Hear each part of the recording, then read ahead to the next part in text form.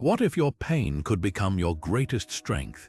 It sounds almost contradictory, doesn't it? We spend so much of our lives running from discomfort, avoiding hardship, and yet, what if the very things we fear could be the keys to unlocking a deeper, unshakable resilience? This isn't just wishful thinking.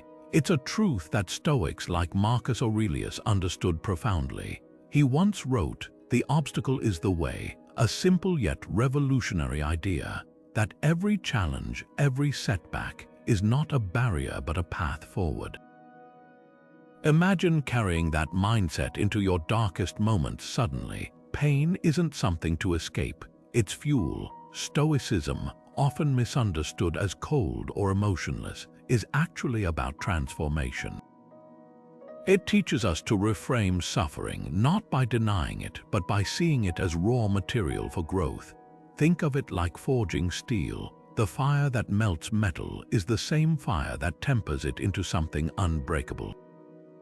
That's the heart of Stoic resilience. It's not about avoiding life's blows, it's about learning to stand firmer because of them. And the best part, this isn't some abstract philosophy. It's a toolkit, practical, actionable, and deeply human. Principles like the dichotomy of control, which helps us focus only on what we can change, or Amor Fati, the love of fate, which teaches us to embrace life exactly as it unfolds, even when it hurts. So why does this matter now? Because life will test you. Maybe it already has, but what if you could meet those tests with a calm strength, not just surviving but thriving? That's what we're exploring today, how to turn pain into power, not through brute force but through wisdom. This isn't about pretending hardship doesn't exist. It's about changing how you respond to it, and in doing so, changing everything. Stick around, because by the end of this, you'll see your struggles in a whole new light. And that shift, it might just be the beginning of something extraordinary. Pain isn't just a sensation, it's a story we tell ourselves. The Stoics understood this better than anyone. To them, pain wasn't inherently good or bad. It was simply an indifferent, a raw event waiting for our interpretation. Epictetus put it bluntly, "It's not what happens to you, but how you react to it that matters." Think about that for a moment. The same setback, a missed promotion, a broken relationship, a financial loss, can either crush one person or become fuel for another. The difference isn't the event itself, but the meaning we attach to it. Take something as common as job loss. Most people would see it as an unmitigated disaster, a blow to their security and self-worth.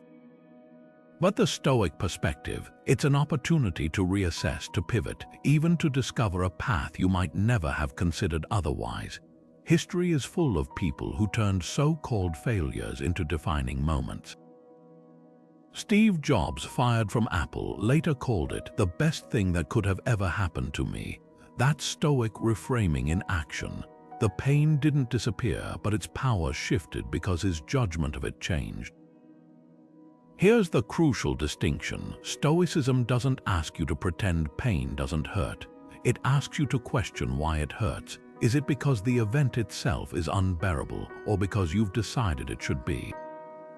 When you catch yourself labeling a challenge as purely negative, pause.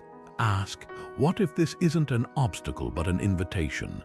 The ancient Stoics trained themselves to see adversity as a sparring partner, something that, by resisting them, made them stronger. So think back to your own life. When did you last misinterpret a challenge as nothing more than suffering? Maybe it was a rejection that felt like the end of the road, or a criticism that stung for weeks. What if, instead of resisting that pain, you could examine it without fear? That's the Stoic secret. Pain becomes powerless when you stop fearing its presence. It's not about enduring life's blows with a blank face. It's about letting them carve you into someone wiser, more adaptable, unshakable, and that transformation. It starts with a single shift in perception. The Stoics had a game-changing insight that cuts through so much of our daily frustration, the dichotomy of control. Picture two circles, one small, one large. The small circle holds everything within your power, your thoughts, your actions, your judgments.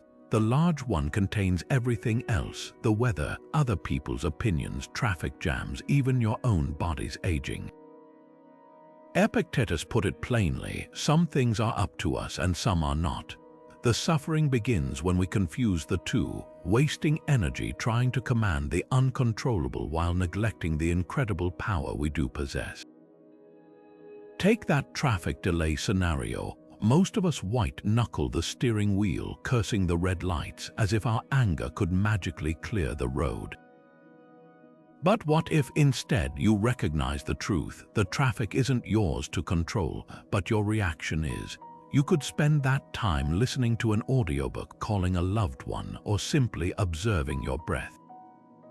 The delay hasn't changed, but your experience of it transforms completely.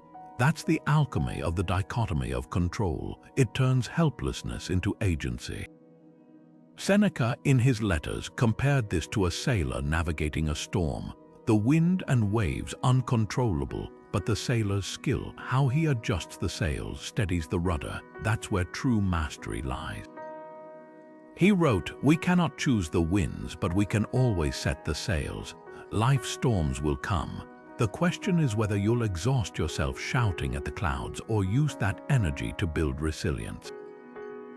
Here's the paradox. By surrendering the illusion of control over externals, you gain profound command over your inner world. A job loss stings, but you decide whether it defines you. A harsh word wounds, but you choose whether it lingers.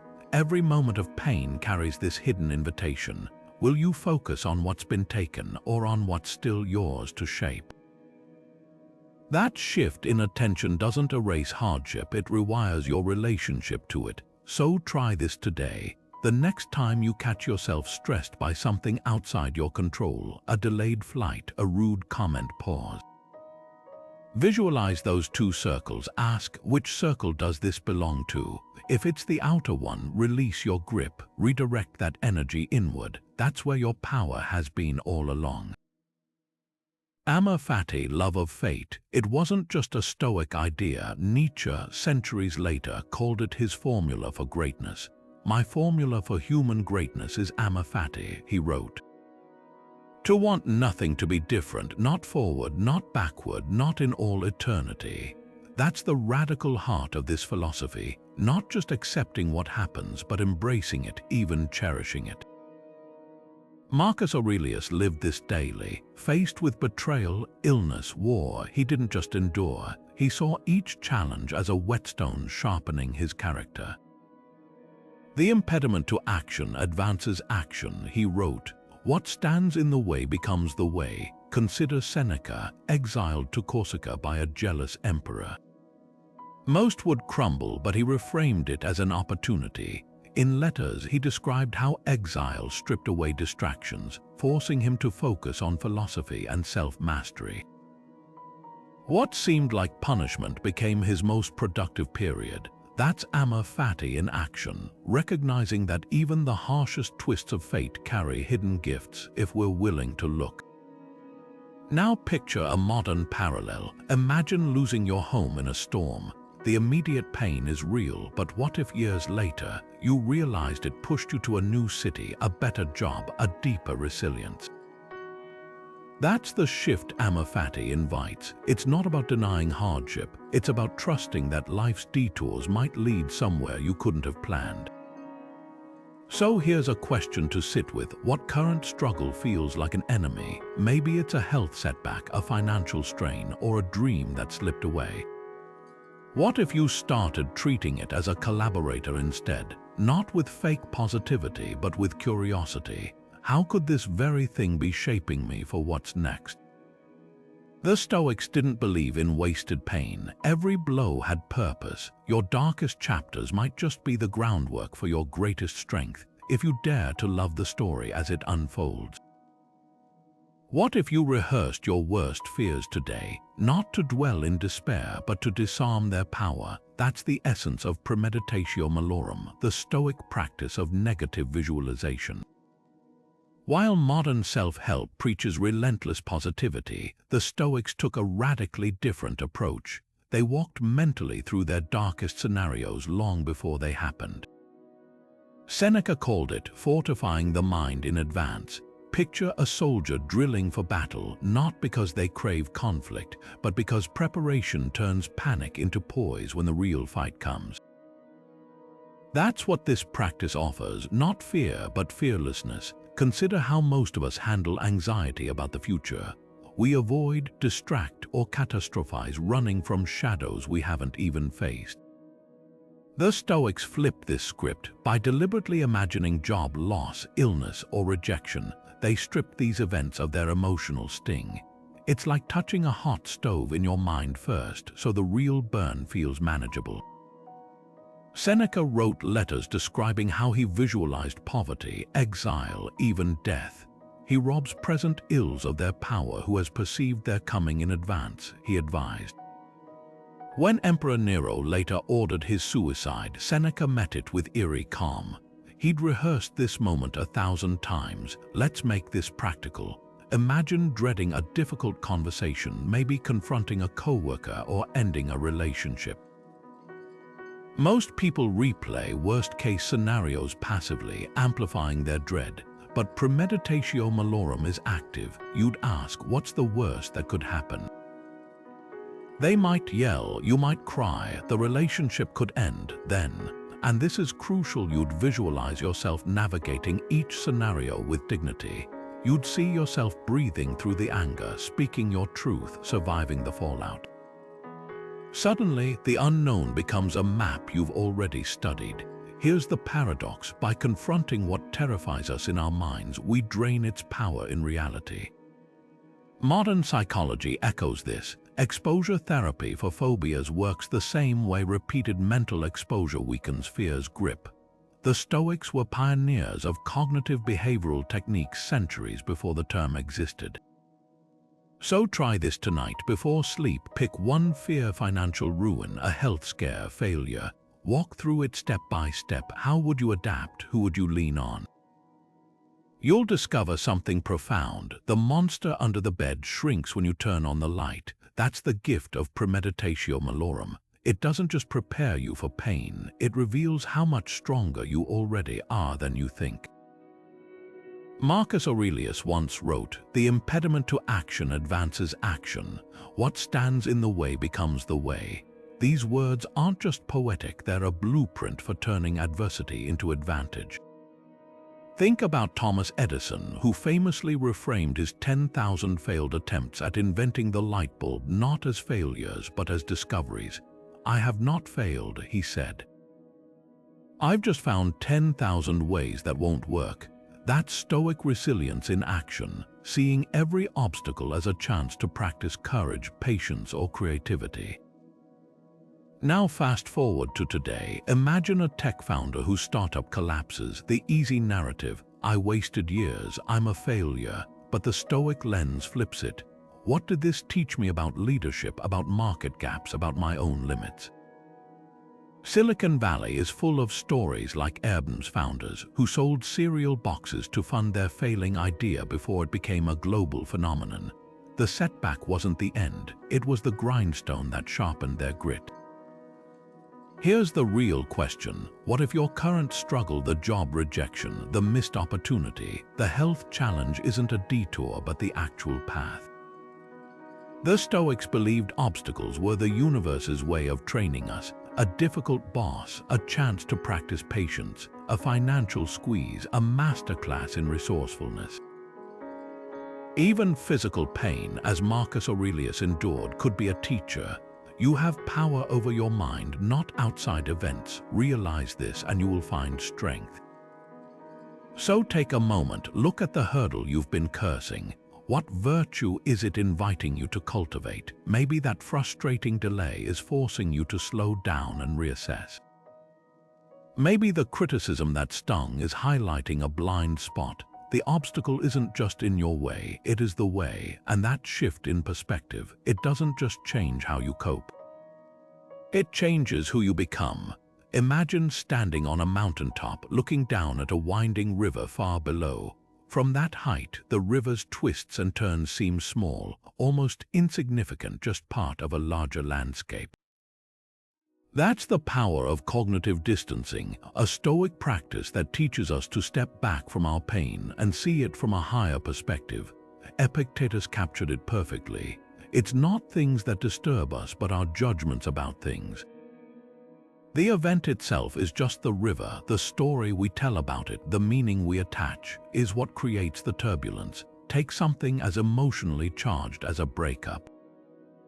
In the moment, it feels like the end of the world, a personal failure, a rejection, a gaping wound.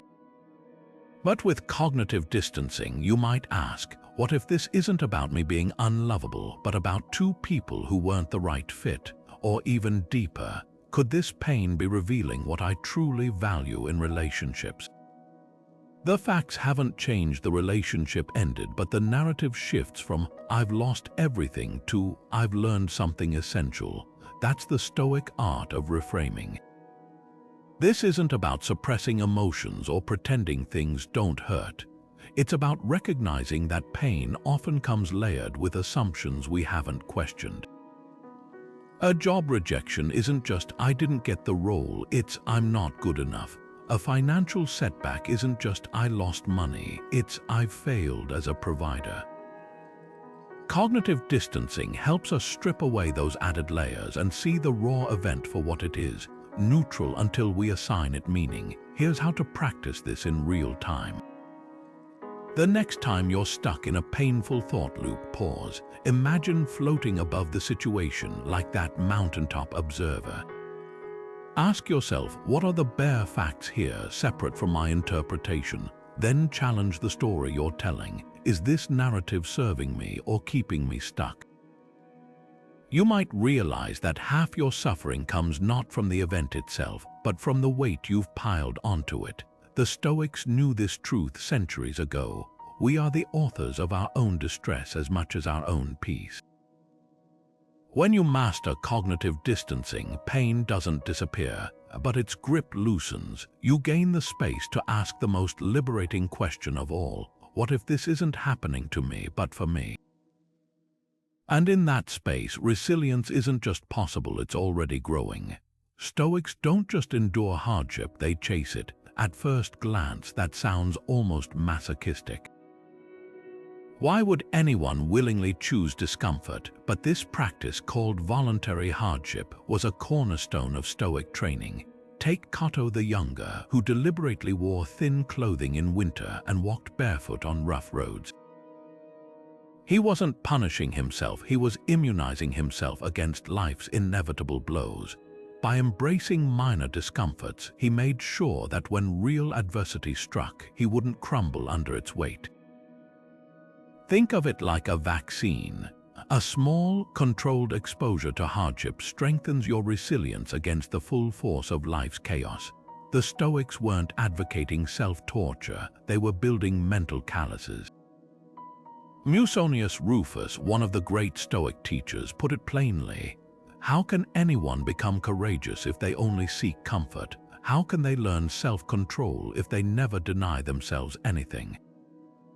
His students practiced fasting, slept on hard beds, and endured cold showers, not because these things were pleasant, but because they were formative.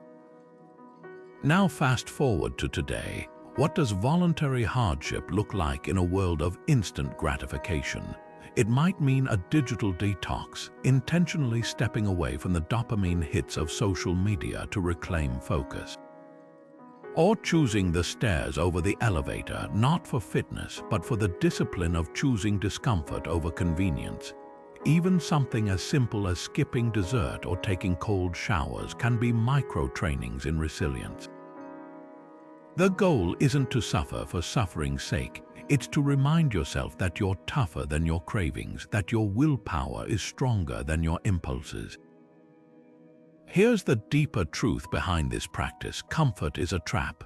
The more we cushion ourselves from every minor inconvenience, the more vulnerable we become to real adversity. It's like a muscle. If you never stress it, it atrophies. But when you voluntarily push your limits, you discover a liberating truth: discomfort won't break you. In fact, it makes you unbreakable, so ask yourself, what comfort could you temporarily surrender to grow stronger? Maybe it's that extra hour of sleep you trade for morning meditation, or the heated seat you forego on a chilly drive. These small acts of defiance against ease aren't just exercises, they're declarations. They prove to yourself that you're not ruled by convenience, that you can choose hardship and emerge steadier for it. And when life inevitably throws its real punches, you'll stand firm, not because you're lucky, but because you've trained for this moment all along. The moment before reaction is where power lies. The Stoics called it prosoch, the discipline of attention, that sacred pause between what happens and how you respond. Marcus Aurelius kept a journal not to vent his emotions, but to create this exact space. When insulted or provoked, he'd write first, examining his impulses before acting. Ask yourself, he scribbled, what is this thing in itself? What is its nature? That simple act of delay transformed raw reaction into reasoned response. Today, we'd call it emotional regulation, but the Stoics framed it as sovereignty, the difference between being a puppet jerked by external events and a mind that chooses its own strings. Consider the modern battlefield of social media. Someone fires off a cutting comment and instinct screams to clap back twice as hard. But what if you channeled Marcus instead? Close the app, walk away, write the scathing reply you want to send, then delete it. That space between provocation and action is where character is forged. As Epictetus observed, any person capable of angering you becomes your master. Every time you withhold reaction, you reclaim ownership of your inner world. This isn't about suppression, it's about interrogation. When pain, emotional or physical, hits, the Stoic pause asks, is this sensation intolerable, or is my judgment making it so? Ancient athletes endured grueling training by separating the burn of muscles from the story of suffering. Modern neuroscience confirms this. The brain registers discomfort instantly, but the agony comes from our narrative about it. Inserting even 5 seconds of breath between stubbing your toe and cursing the universe can reveal how much of the pain is physical and how much is theatrical. So where do you need this pause most? Maybe it's when your partner forgets an important date, or when a coworker takes credit for your idea. Practice the Stoic journaling method. Grab a notebook and dissect the event neutrally. What actually occurred? What assumptions am I layering on top? Like Marcus, you'll discover that most suffering isn't in the event, it's in the unpaid rent you give to reactions. The art of non-reaction isn't passivity. It's the quiet strength of the archer who waits for the perfect shot instead of firing wildly at every movement in the bushes. That stillness, it's where true control begins. Marcus Aurelius never intended his writings to become a global bestseller. His meditations were private, raw, a battlefield commander's midnight conversations with himself. That's the heart of Stoic journaling, not crafting pretty prose for others, but confronting your own mind with unflinching honesty. Think of it as mental archaeology, digging through layers of emotion to uncover the bedrock of your judgments. The Stoics didn't just write about their day, they dissected it, and one method they used mirrors modern therapeutic practices: harm. Not the kind that wounds, but the kind that heals: honesty, acceptance, reflection, movement.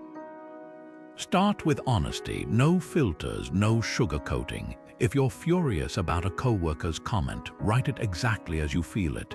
Their words made me feel small and disrespected.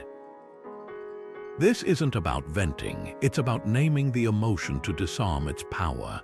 Seneca compared the mind to a murky pond. Only when you stop stirring the sediment can you see clearly. Next comes acceptance. Here's where you acknowledge what's outside your control. They spoke those words, I can't change that, but I control what meaning I assign to them.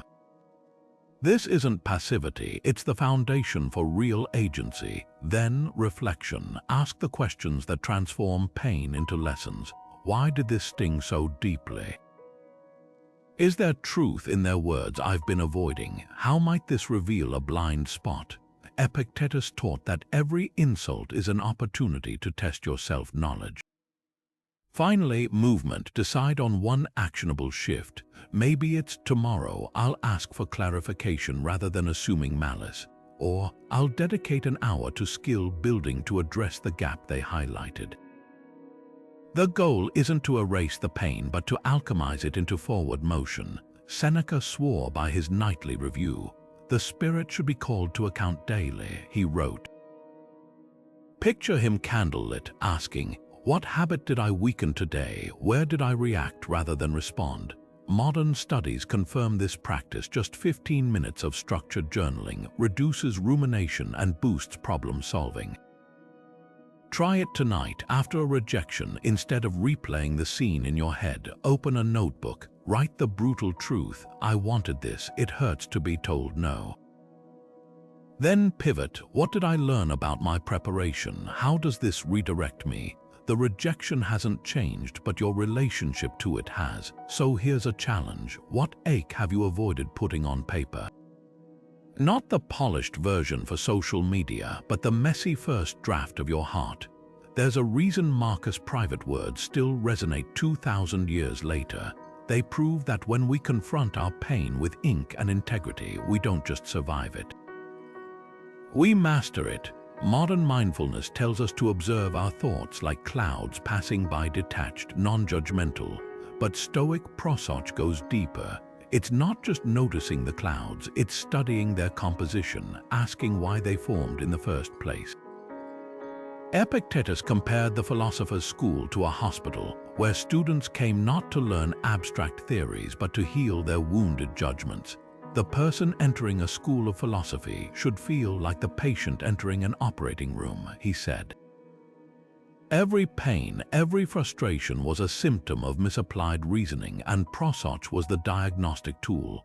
Picture this: you're stuck in traffic, late for a meeting.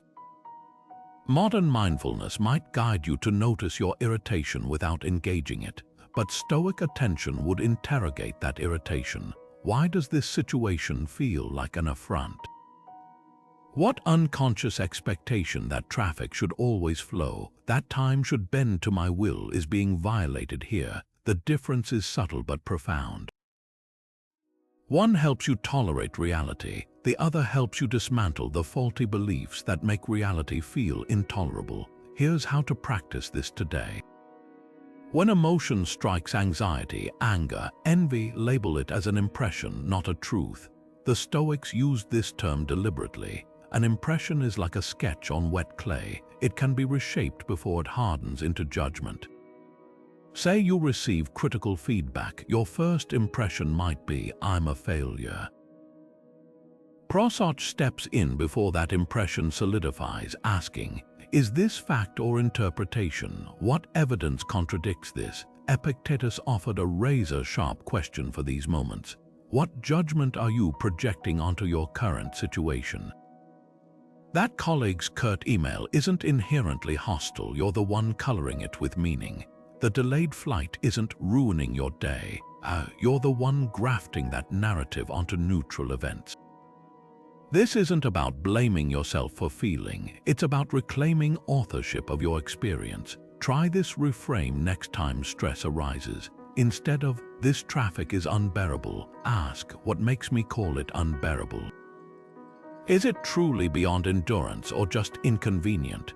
That slight pause between event and reaction is where Stoic mindfulness works its magic. You're no longer at the mercy of impressions. You become the sculptor, shaping them with deliberate hands.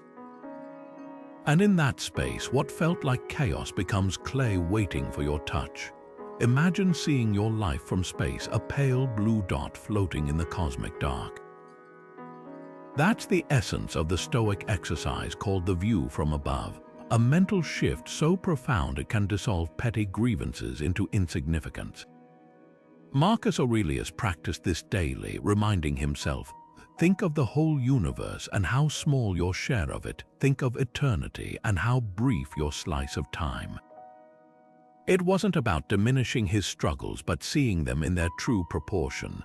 A harsh word from a colleague, a missed opportunity, these loom large in the moment, but from the vantage point of the cosmos, they're barely ripples in an endless ocean. Here's how to apply this today.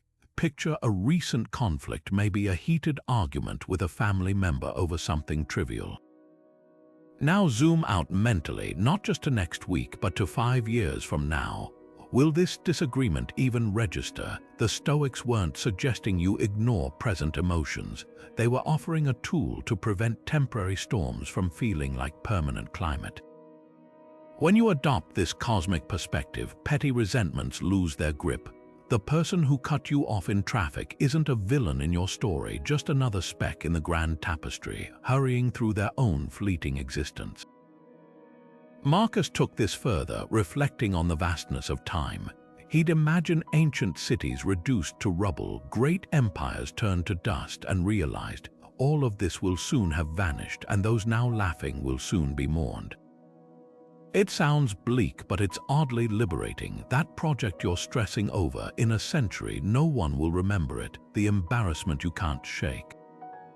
It'll fade faster than you think. This isn't nihilism, it's a call to focus on what truly matters. If your struggles won't echo in eternity, why let them deafen you today? Try this tonight. Stand outside under the stars and let your mind stretch to the scale of galaxies. Then ask, what in my current life deserves the weight I'm giving it? The argument over dishes, the obsession with likes, the fear of judgment, they shrink when held against the infinite. But here's the beautiful paradox, so do the joys. That sunset, your child's laughter, a moment of connection, these are just as fleeting, which makes them infinitely more precious. The view from above doesn't erase meaning, it clarifies it. Suddenly, you're free to spend your brief, bright slice of time on what actually lights your soul. So next time stress tightens your chest, borrow the eyes of the cosmos. Watch how small the storm becomes when you're no longer standing in the rain but floating above the clouds. Your pain isn't isolated, it's human. The Stoics called this profound truth Sympathia, the interconnectedness of all things through universal reason. Picture a vast tapestry where every thread, no matter how small, affects the whole. Marcus Aurelius wrote, "What injures the hive injures the bee." Your suffering, your setbacks, even your deepest fears aren't singular. They're part of a shared human experience stretching back millennia. That's the heart of Stoic interconnectedness, the realization that your struggles aren't evidence of being singled out, but of being profoundly, inescapably part of something larger. Hierocles, another Stoic thinker, visualized this with his famous circles of concern. Imagine concentric rings radiating outward. The innermost circle is you, the next your family, then community, humanity, and finally all living things.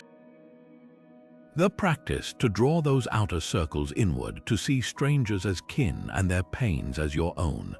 When you're stuck in traffic, the driver who cut you off isn't just an obstacle. There's someone rushing to a sick child or anxious about a job interview. This shift doesn't just soften anger, it dissolves the illusion that you're alone in your struggles. Modern science echoes this ancient wisdom. Studies on support groups show something remarkable. When people share stories of grief or addiction, their brain activity synchronizes. Literal neural mirrors fire as if the listener is experiencing the speaker's pain.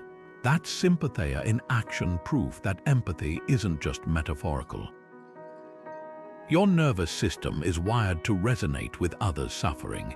The Stoics would nod knowingly, of course it does. We're branches of the same tree, drawing from the same root. So here's a challenge. Next time you're drowning in your own hardship, look around. Someone nearby is fighting a battle you can't see. Maybe it's the barrister who forgot your order or the co-worker who snapped unfairly. What if their behavior isn't about you at all, but a cry from their own circle of pain? Marcus scribbled in his journal, "When someone offends you, ask what part of their suffering compelled this." That question doesn't excuse harm, but it reframes it from personal attack to shared fragility. Support groups thrive on this principle. Alcoholics Anonymous, cancer survivors, veterans, they all understand something vital: pain shared is pain halved. Not because the burden disappears, but because the weight shifts onto sturdier shoulders, the collective ones. The Stoics took it further. Every setback you face has been endured, overcome, even transformed by countless others before you. Their resilience is your inheritance, so pause and ask, how could remembering that others have walked this path and survived change your relationship to your own struggle? That's the alchemy of Sympathia. It doesn't erase the ache, but it lights a candle in the dark, a reminder that you're part of a lineage of survivors, all whispering across time, "This too shall pass," because it always has. And in that connection, you'll find a resilience far greater than your own. Viktor Frankl survived Auschwitz by discovering a truth the Stoics had proclaimed centuries earlier: suffering ceases to be suffering the moment it finds meaning. His philosophy, logotherapy, wasn't just therapeutic, it was deeply Stoic. Everything can be taken from a man but one thing, Frankl wrote, the last of the human freedoms, to choose one's attitude in any given set of circumstances. That's the essence of turning pain into purpose. The Stoics didn't just endure hardship, they mined it for meaning, like alchemists extracting gold from base metal. Consider Nelson Mandela, imprisoned for 27 years. Most would crumble under such injustice, but Mandela saw his cell as a classroom. He studied his captor's language, smuggled in books on Stoicism, and later said, "Prison was the best education I could have received." His suffering became a forge, tempering him into a leader who could dismantle apartheid without vengeance. That's the Stoic pivot. When life hands you rocks, you don't just carry them, you build foundations. Now bring this home. Think of a current struggle, a health diagnosis, a career setback, a fractured relationship. The Stoic question isn't why me, but for what? A cancer survivor becomes an advocate, turning their pain into prevention for others. A fired employee launches a business, channeling rejection into innovation. Even grief, when shared, can become a lifeline for someone else drowning in loss. Pain is universal, but purpose is personal, and that's where your power lies. Here's how to start. Grab a notebook and answer this. What lessons is this struggle teaching me? Maybe it's patience you lacked, priorities you neglected, or strength you didn't know you had. Then ask, who could benefit from what I've learned? Frankl found meaning in Auschwitz by imagining future lectures about his suffering. You don't need a stage, just a willingness to let your scars become signposts for others. The Stoics believed no pain was wasted if it refined your character or served a greater good. Your darkest chapters could be the preface to someone else's survival guide.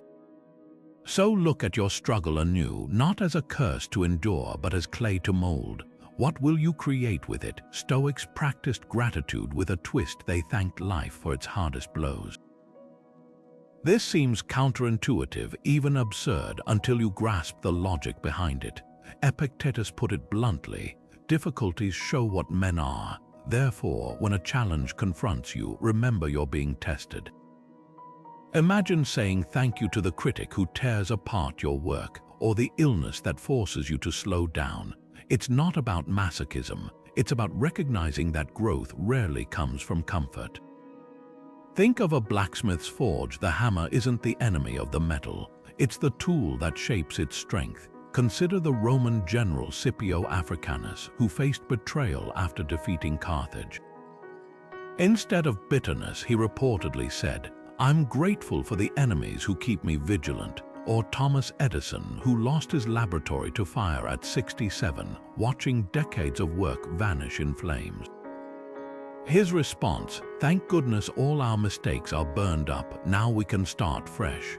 These weren't empty platitudes, they were strategic reframes, ways to transform setbacks into setups for resilience. Here's the key distinction. Stoic gratitude isn't about pretending pain feels good. It's about valuing what pain does. A harsh critique stings, but it might reveal blind spots in your craft. A financial loss hurts, but it could teach resourcefulness no textbook ever could. even grief in its unbearable weight can carve depths of compassion you'd never have known otherwise. The Stoics called this turning obstacles into fuel, using adversity as the very thing that propels you forward. Try this reframe today. Think of a past struggle you once resented, a rejection, a failure, a betrayal. Now ask, what strength did it forge in me? Maybe that job rejection led you to a better fit, or that heartbreak taught you boundaries. Gratitude here isn't denial, it's reclamation. You're not saying the pain didn't matter, you're saying it mattered differently than you first thought. So here's your challenge: what current hardship might you one day thank? The traffic jam forcing patience, the difficult boss sharpening your diplomacy, the uncertainty pushing you to innovate. Write it down. Thank you for. Not because it's easy, but because it's shaping you. That shift from victim to student is where real power begins. And the irony, the moment you start seeing tests as teachers, they lose their power to break you. Instead, they become the very lessons you'll later cite as turning points. We live in a world that teaches us to want more money, more status, more possessions. But the Stoics practiced something radical, the discipline of desire, which at its core means learning to want what you already possess. Epictetus framed this beautifully with his metaphor of the feast. Imagine arriving at a grand banquet where every dish is laid out before you. The Stoic approach isn't to grumble about what's missing or to anxiously eye the plates of others. It's to fully savor what's already on your table. He wrote, "Remember that you must behave as at a banquet. Is anything brought around to you, put out your hand and take your share with moderation." That's the essence of Stoic contentment, not deprivation, but deep appreciation for what's present. Now compare that to modern consumerism, where happiness is perpetually postponed. Advertisements whisper that you'll finally be satisfied after the next purchase, the next promotion, the next milestone. But the Stoics recognized this as a trap. Seneca warned, "It is not the man who has too little, but the man who craves more that is poor." The real poverty isn't in what you lack, it's in the endless cycle of wanting. This isn't about rejecting ambition or growth. It's about distinguishing between desires that expand your life and those that enslave you. Here's how to practice this today. The next time you feel a craving for that new gadget, that validation, that idealized future, pause. Ask yourself, is this something I truly need or just something I've been conditioned to want? Then try a mental experiment. Picture yourself obtaining it. Really sit with the imagined moment. Does the thrill last, or does it fade as quickly as the packaging hits the trash? Most of our chasing is like drinking salt water. It only intensifies the thirst. Epictetus offered a razor-sharp question for these moments. What are you chasing that wouldn't truly satisfy you? Maybe it's the perfect body that still feels inadequate in the mirror, the promotion that only brings longer hours, the relationship that can't fill your inner voids. The discipline of desire isn't about crushing your wants, it's about interrogating them. When you do, you often find they're not even yours, just borrowed scripts from society, peers, or past insecurities. So try this reframe. Instead of thinking, "I'll be happy when," practice, "I'm grateful now because," not as a hollow affirmation, but as a recalibration. The warmth of sunlight, a meal shared with loved ones, the ability to breathe deeply, these aren't small things. They're the foundation of a life well lived, and they've been here all along. The banquet is already spread before you. The only question is whether you'll taste it. Right action regardless of pain. That's the Stoic discipline of action in its purest form. It's easy to do what's virtuous when life is smooth, when the sun is shining and the path ahead is clear. But the true test of character comes when every fiber of your being screams to take the easier route, to bend just this once. The Stoics believed virtue was the only true good, the one thing that could never be taken from you. Not wealth, not reputation, not even health, just your ability to choose integrity, no matter the cost. Take Cato the Younger, the Roman senator who became a living symbol of Stoic principle. When Julius Caesar marched on Rome, seizing power through sheer force, nearly every politician folded. But Cato, he stood firm, even as his allies defected one by one. He didn't just resist, he made his resistance a public spectacle, wearing mourning clothes in the Senate to shame those who collaborated. Caesar offered him pardons, positions, even friendship. Cato refused them all, choosing exile, poverty, and eventually suicide over compromise. To modern eyes, his end might seem extreme, but to the Stoics, it was the ultimate act of freedom. He proved that no external force, not even death, could make him betray his values. Now fast forward to today. The stakes might not be life and death, but the principle remains. Think about the executive who blows the whistle on corporate fraud, knowing it could cost them their career, or the employee who refuses to fudge numbers, even when pressured by management. These aren't just ethical choices, they're modern acts of Stoic defiance. The discipline of action asks, what's the right thing to do, even if it hurts? And more importantly, where have you been cutting corners to avoid short-term pain? Maybe it's staying silent when a colleague takes credit for your work because confrontation feels uncomfortable. Or glossing over a product flaw because admitting it would delay the launch. These small compromises accumulate, eroding your integrity like water wearing down stone. The Stoics called this prohersis, the power of deliberate choice. Every time you act against your values, you're not just making a bad decision, you're weakening your ability to choose well next time. Here's the challenge: where in your life are you trading principle for convenience? It might be as simple as laughing at an offensive joke to fit in, or staying in a toxic relationship because leaving would be messy. The discipline of action doesn't demand grand gestures, just consistent alignment between what you believe and how you behave. Because in the end, your character isn't defined by the values you preach, but by the choices you make when no one's watching. And those choices, they're the bricks that build either a life of quiet regret or unshakable self-respect. Not believing every painful thought, that's the essence of the Stoic discipline of assent. Imagine your mind as a courtroom where every impression, every judgment stands trial before being accepted as truth. The Stoics called this prohersis, the power to withhold agreement from mental chatter that doesn't serve you. Zeno, the founder of Stoicism, illustrated this with a simple gesture, holding his hand open to represent a thought merely passing through, then closing his fist to symbolize assent the moment we latch onto it.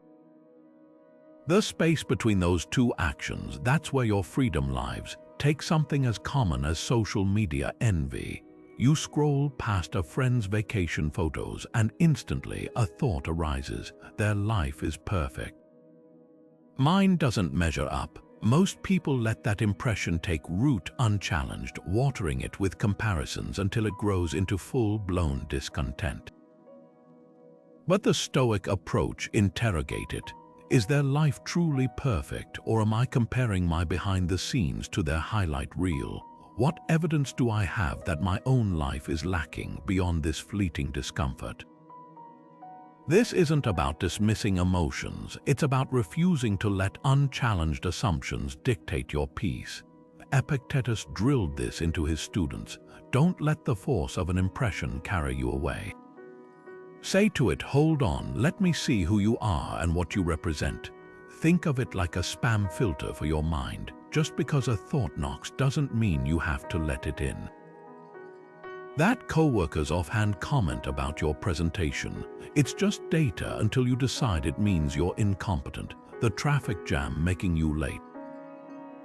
It's an event until you spin it into a narrative about the universe conspiring against you. Here's the practice: next time a painful thought arises, I'm not good enough, this will never work, they don't respect me, pause. Visualize Zeno's open hand. Ask, is this thought a fact or an interpretation? What would I tell a friend who believed this? You'll start noticing how many of your sorrows are self-inflicted, born not from reality but from unchallenged mental scripts. So consider this: what negative belief have you accepted without proof? Maybe it's "I'll always struggle with money," or "No one truly understands me." Hold that belief in your open palm. Test its weight. Is it solid truth or just a story you've told yourself so often it feels real?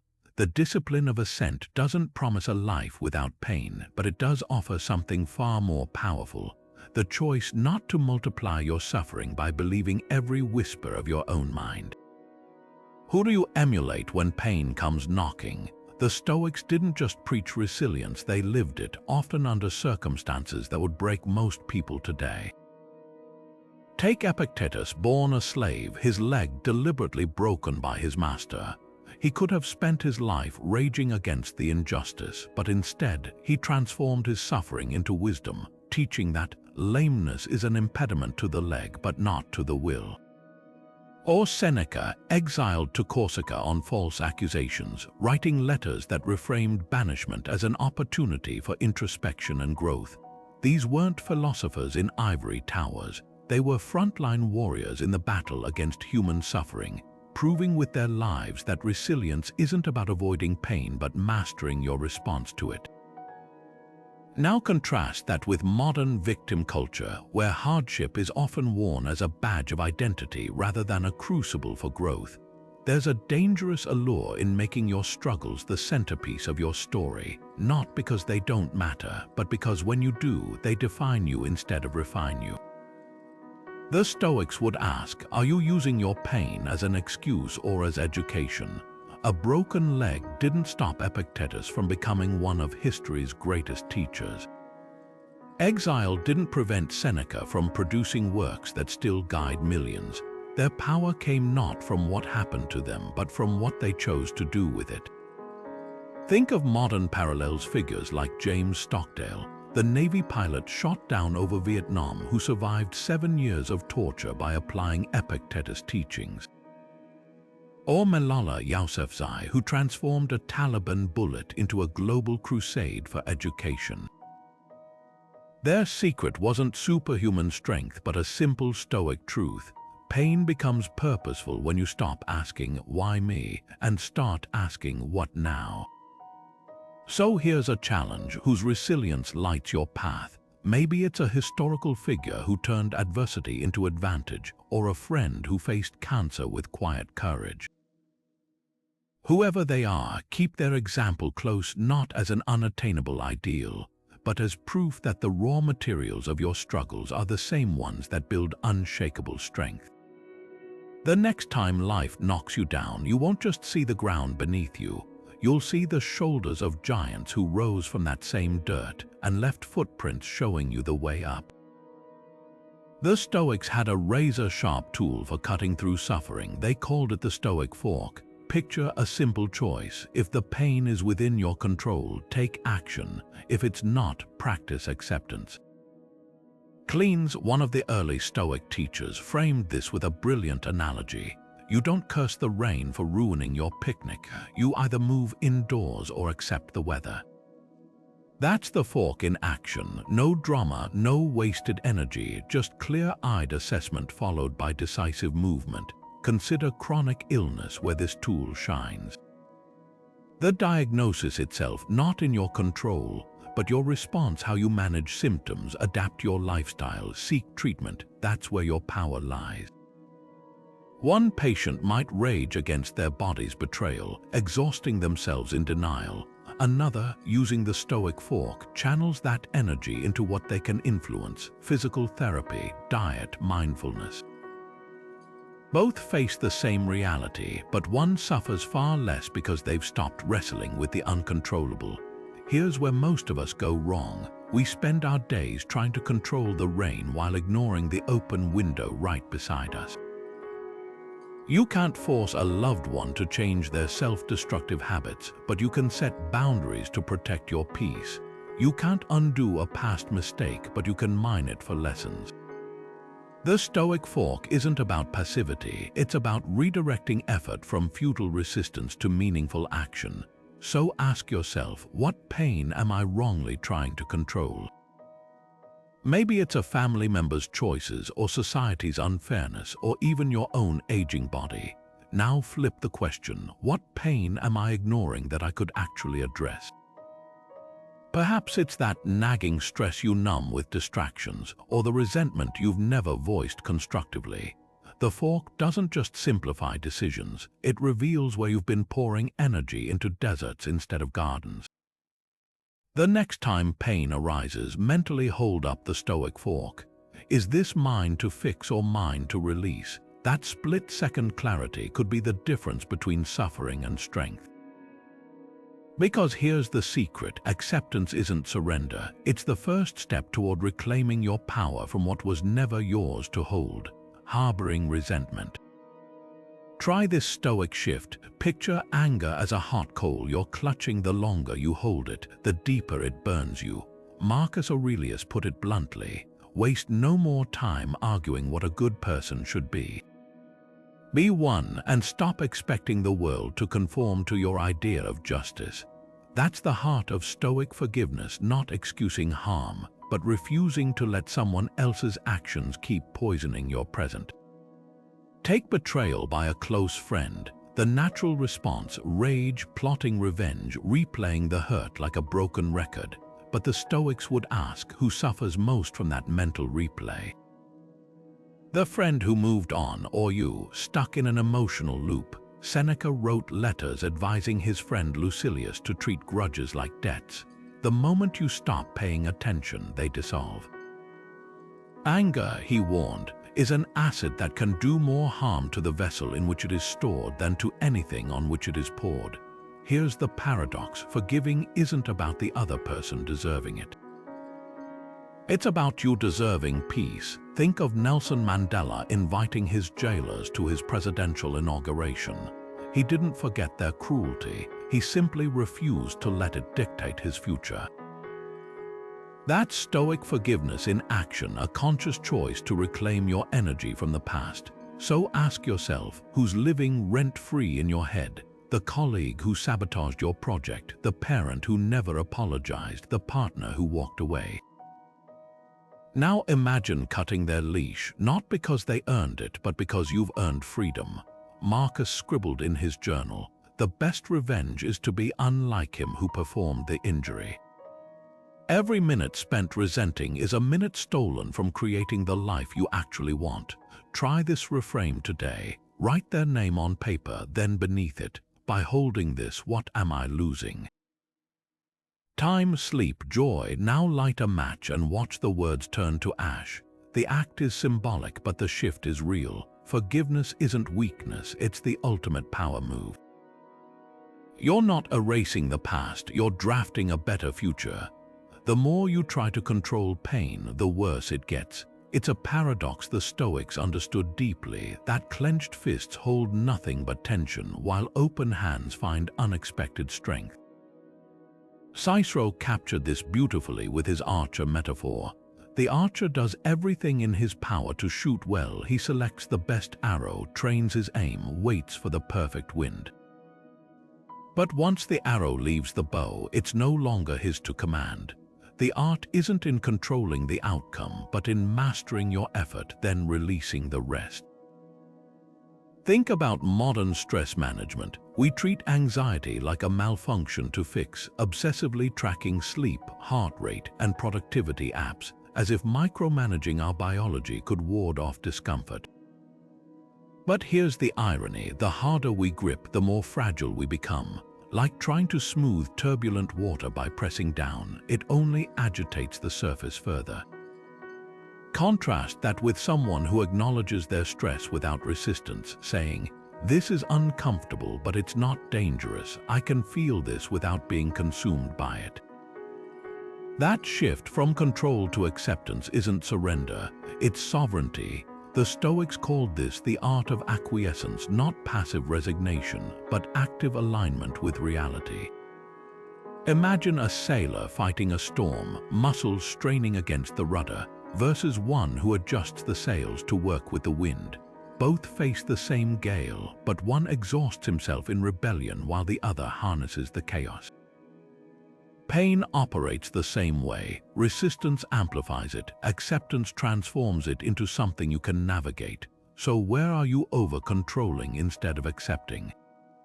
Maybe it's the relationship you're trying to force into a mold it won't fit, or the grief you're numbing with busyness instead of letting it move through you. The Stoic invitation isn't to stop caring, it's to care more wisely. Stop measuring your worth by how much you can dominate your emotions and start valuing how well you can coexist with them.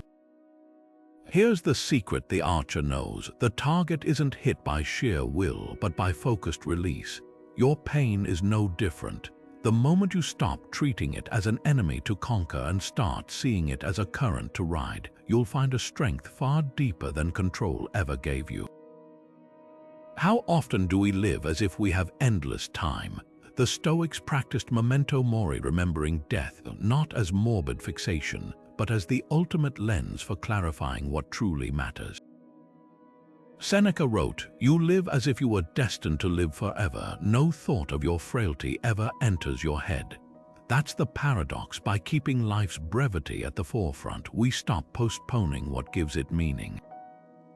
Picture two versions of yourself, one drifting through days on autopilot, the other fully awake, knowing each moment could be the last. Which one chooses trivial grudges? Which one hesitates to say, "I love you"? Consider the transformative power of terminal diagnosis. Many patients report a strange liberation, not from the illness, but from life's petty concerns. Suddenly, traffic jams don't matter, office politics fade. What remains? Sunlight through leaves, a child's laughter, the weight of a hand in yours. This isn't resignation, it's radical prioritization. The Stoics argued that death isn't life's opposite, but its compass, pointing us toward authenticity. Marcus Aurelius reminded himself daily, "You could leave life right now." Let that determine what you do and say. Here's the practice each morning. Ask yourself, if this were my last day, how would I spend it? Not with grand gestures necessarily, maybe just fully listening to your partner over coffee or savoring the walk to work instead of scrolling. The goal isn't to live in fear, but in focus. When Steve Jobs stood before Stanford graduates years after his cancer diagnosis, he shared this Stoic truth. Remembering that I'll be dead soon is the most important tool I've ever encountered to help me make the big choices in life. So try this reframe. That project you're procrastinating, that apology you're withholding, that dream you've deferred. How would your approach shift if time wasn't guaranteed? Mortality doesn't steal joy. It strips away everything that isn't joy. And in that space, even pain becomes softer, not because it hurts less, but because you're holding it alongside what makes life precious. The clock is ticking, but that's not a threat. It's the gift that makes every tick matter. Not perfection, but progress. That's the heartbeat of Stoic wisdom. The ancient Stoics spoke of the sage, that mythical figure who navigates life with unshakable calm, untouched by hardship or desire. But here's the truth they rarely highlight. Nobody actually becomes the sage. Even Marcus Aurelius, the philosopher king, wrote pages of self-doubt and frustration in his private journal. The ideal wasn't meant to be reached, it was meant to orient. Like a North Star, it guides without demanding a rival. Picture resilience as a ladder. The sage stands at the top, but the real work happens on the rungs below, the daily choices to face discomfort, to reframe setbacks, to breathe through anger instead of acting on it. Every time you pause before reacting, every time you ask, "What can I learn here?" instead of, "Why is this happening to me?" that's you climbing. The Stoics weren't asking you to leap to mastery in a single bound. They were inviting you to take the next step, however small. Think of the last time you handled a minor annoyance with grace instead of grumbling. Maybe you bit back a sharp comment when your partner forgot to run the dishwasher, or you took a deep breath when your flight got delayed. Those moments might feel insignificant, but they're profound. They're the rungs of your ladder. Epictetus put it plainly. No great thing is created suddenly, any more than a bunch of grapes or a fig. If you tell me that you desire a fig, I answer that there must be time. Let it first blossom, then bear fruit, then ripen. So here's the practice. Pick one small resilience habit to build this week. It could be as simple as journaling for 5 minutes each night, or pausing to ask, is this within my control? When stress arises, don't overwhelm yourself with the whole ladder. Just focus on the next rung. And when you stumble, remember Seneca's words. You're not a sage yet, but you can become a little wiser today than you were yesterday. Now ask yourself, what's your next rung in transforming pain? Maybe it's forgiving an old wound or sitting with discomfort instead of numbing it. Whatever it is, honor it. Progress, not perfection, is how pain becomes power, one deliberate step at a time. How ancient practices fit today's world might surprise you. Stoicism isn't some dusty relic, it's alive in the therapist's office, the CEO's playbook, even the athlete's training regimen. Take cognitive behavioral therapy, or CBT, the gold standard for treating anxiety and depression. Its founder, Aaron Beck, openly credited Stoic philosophy as a major influence. The core idea that our thoughts shape our emotions, not the other way around, sound familiar? It's pure Epictetus. People are disturbed not by things, but by the views they take of them. Modern psychology didn't invent this insight. It repackaged ancient wisdom with clinical precision. Consider burnout, that soul-crushing exhaustion so many face today. The Stoic response starts with the dichotomy of control. A nurse drowning in paperwork might feel trapped, but applying this tool shifts the focus. Which parts of this overwhelm can I actually change?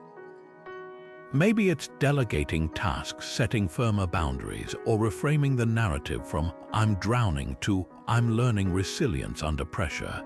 Psychologist Donald Robertson, who bridges Stoicism and modern therapy, puts it bluntly: the single most important technique in CBT is learning to distinguish what's directly controllable from what isn't. That's not just clinical advice, it's Zeno's philosophy in Scrubs. The overlap goes deeper. Exposure therapy, used to treat phobias, mirrors Seneca's Premeditatio Malorum, mentally rehearsing worst-case scenarios to dull their sting. Mindfulness apps teach present-moment awareness, echoing Marcus Aurelius' journaling practice of anchoring himself in the here and now. Even corporate resilience training borrows from Musonius Rufus' voluntary hardship exercises, encouraging leaders to step outside comfort zones. So here's the question: which Stoic tool could you try this week? Maybe it's the evening journal review Seneca swore by, asking, what did I handle well today? Where did I let externals dictate my peace? Or perhaps the view from above when stress mounts, zooming out to see this meeting, this conflict, this bad day as a speck in your lifespan. The practices haven't aged because human nature hasn't changed. Our battles just wear different costumes. The same muscles that helped Epictetus endure slavery can help you navigate a toxic workplace. The same clarity that guided Marcus through imperial politics can steady you through social media chaos.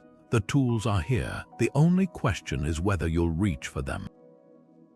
Are you doing Stoicism wrong? The philosophy often gets mislabeled as cold detachment, a robotic suppression of emotions where you simply grit your teeth and endure. But here's the truth: Stoicism was never about numbing yourself to life. It's about feeling deeply while refusing to be ruled by those feelings. Take Marcus Aurelius, who wrote openly about his grief after losing his mentor, or Seneca, whose letters overflow with compassion. They weren't emotionless, they were emotionally agile. The goal wasn't to erase pain, but to prevent it from erasing you, one of the biggest misconceptions. Confusing Stoic acceptance with passivity. Picture someone enduring a toxic work environment, telling themselves, "I just need to be more resilient," while silently absorbing disrespect. That's not resilience, it's resignation. Stoicism doesn't demand you tolerate harm. It empowers you to discern what you can change and act decisively. Epictetus, born into slavery, didn't accept his chains passively. He focused on the one thing he could control, his mind. When his master broke his leg, he famously said, "If you break it again, I'll walk better on the stump." That's not passivity, that's defiance in its purest form. Modern workplaces often twist this idea into toxic positivity. Just stay positive, they say, as if acknowledging struggle is a weakness. But Stoicism rejects that facade. It asks you to stare hardship in the face, not with a forced smile, but with clear-eyed honesty. Imagine a colleague drowning in workload, plastering on a grin while their mental health crumbles. The Stoic approach: name the overwhelm, then ask, what's within my power to adjust? Boundaries, delegation, a candid conversation with leadership. Acceptance isn't surrender, it's the first step toward strategic action. Here's a question to sit with. Where have you mistaken resilience for numbness? Maybe it's swallowing anger in a relationship because Stoics don't get upset, or brushing off grief as irrational. But the philosophy never asked you to cancel your humanity. It offered tools to navigate it. When Seneca consoled a grieving friend, he didn't say, "Stop feeling." He said, "Let your tears flow, but let them also cease." Emotion isn't the enemy, being hijacked by it is. So next time you hear someone equate Stoicism with emotional repression, remember, the goal isn't to build a wall against life's storms. It's to learn how to stand in the rain without drowning. Real resilience isn't stone, it's steel, strong enough to hold its shape, yet flexible enough to bend without breaking. And that's a distinction worth getting right. Pain is inevitable, this much is certain, but suffering, that's where you have a choice. The Stoics weren't naive, they knew life would deliver blows. But they also discovered something revolutionary. The difference between being struck and being shattered comes down to perception. Think of it like this: pain is the arrow life shoots at you, but suffering is the poison you choose to let spread. The wound may be real, but the toxicity, that's optional. You've now got the tools to disarm that poison. The dichotomy of control helps you stop wasting energy on what you can't change, redirecting it to where you truly have power. Amor Fati transforms setbacks into setups, teaching you to love the very twists of fate you once cursed. And Premeditatio Malorum, the practice of rehearsing adversity, turns fear into familiarity, so when life throws its worst, you're not paralyzed but prepared. These aren't just concepts, they're mental muscles, and like any muscle, they grow stronger with use.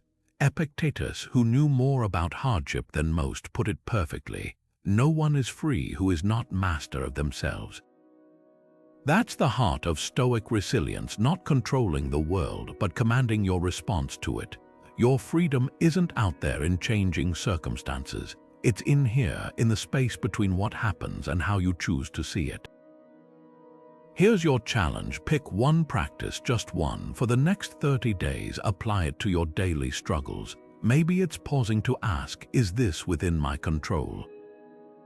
When stress hits, or ending each day by journaling how a setback secretly served you. Small, consistent actions compound into unshakable strength. Now we turn it over to you. In the comments, share your story. When did pain become your teacher? How did you discover your own resilience? Your journey might be the torch that lights someone else's path. Because here's the truth Stoics knew: no one heals alone, and no wisdom grows in isolation. Your voice belongs in this conversation, so speak up. The world needs what you've learned in the fire.